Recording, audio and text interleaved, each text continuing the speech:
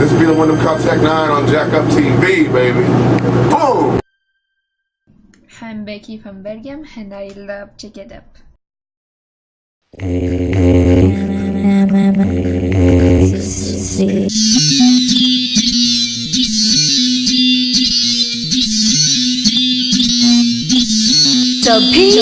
I'm the one making you sweat. Who the fuck's Molly? I heard Polly want a cracker, well the world got me. No Xerox rapper, no copies. I ain't not cocky, but my flow's hopscotching on your whole posse. Watch me like I'm Rolex spitting. My only friends on my earbuds, get it? Some are salty, wanna glare from a distance. I stay on their mind like new era fitteds. What up? It's your girl Whitney Peyton, and you're listening to Jacked Up, the P. We're back on the program, Jacked Up with Brent and Jason, and joining me now is an incredible up-and-coming rap talent. She goes by the name of Whitney Peyton, and I am going to go green eggs instead of ham over getting her on the phone line. What's up, girl? The P. It's nice to be here. I really appreciate it. I like the green eggs and ham. Dr. Seuss is the shit. I think if he was here, he would be better than half the rappers out right now. I agree with that. Actually, sadly enough, that is totally true. I would totally agree with that. So, first things first, you just dropped a brand new video a couple of days ago from your forthcoming album, On the Brink. The song, well, my southern accent sort of cripples my ability to make it sound cool, so I'm going to let you say the track title if you don't mind. Sure. The single off the new album is Whoopty Woo Woo. So that's, I mean, there's no really wrong way to say it because it's kind of a made-up phrase to begin with, you know what I'm saying? So Whoopty Woo Woo. Did I do it good enough? Yeah, you did. I like it with the southern accent. Awesome.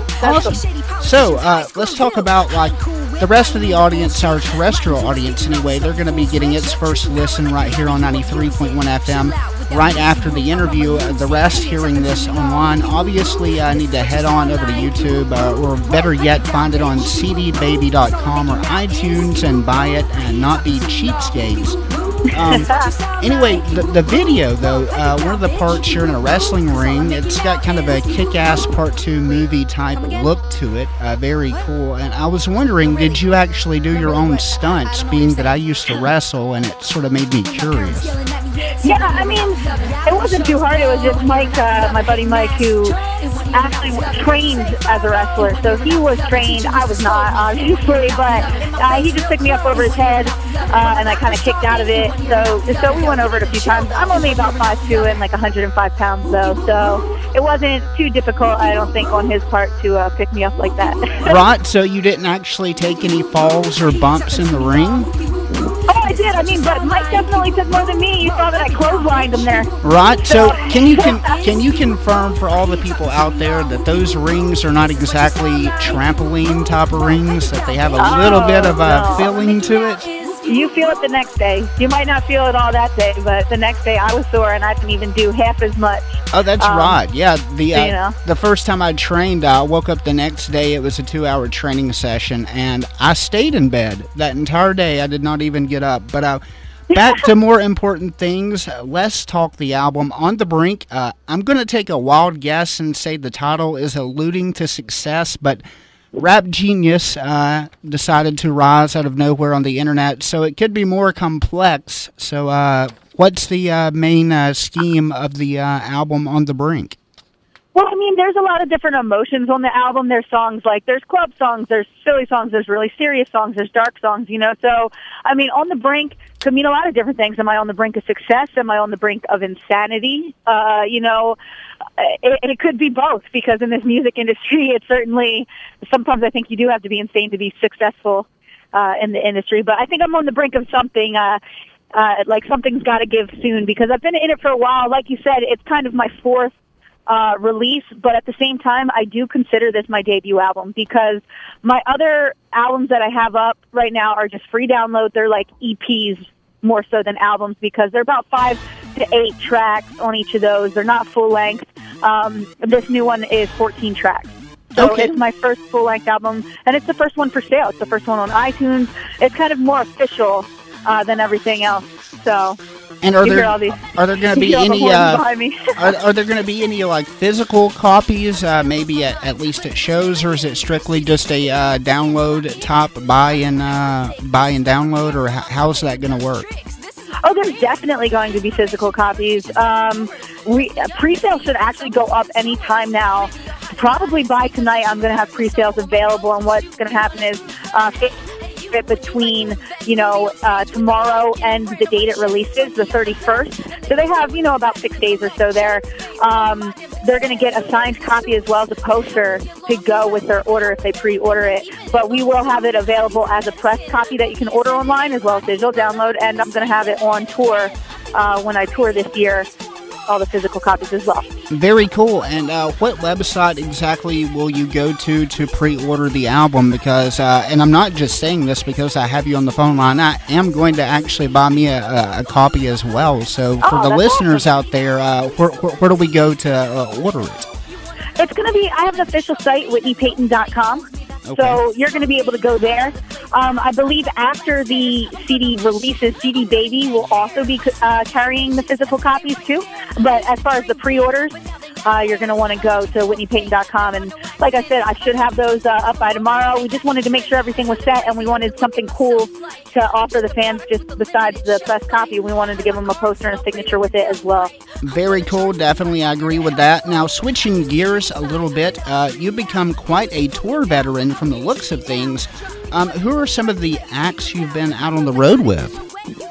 Right, well, I'm not a veteran by any means yet. I still have to earn a lot of stripes, but my first, I toured with Twisted in Canada like a couple months ago, I would say, and then I went on a full national United States tour with R.A. the Rugged Man and Potluck, and also Black Pegasus was on that tour too. So I mean, I've done those two so far. I'm ready to do it again. There's a lot of places we didn't hit on the Rugged and Raw tour that I'd like to hit this time, and I'll be going out with the Mafia 6, formerly known as 3-6 Mafia. Yeah, that's what I'm really excited about. Before we get to that, though, any good tour stories or alternately really bad events that stand out to you in particular that you would not mind sharing with us?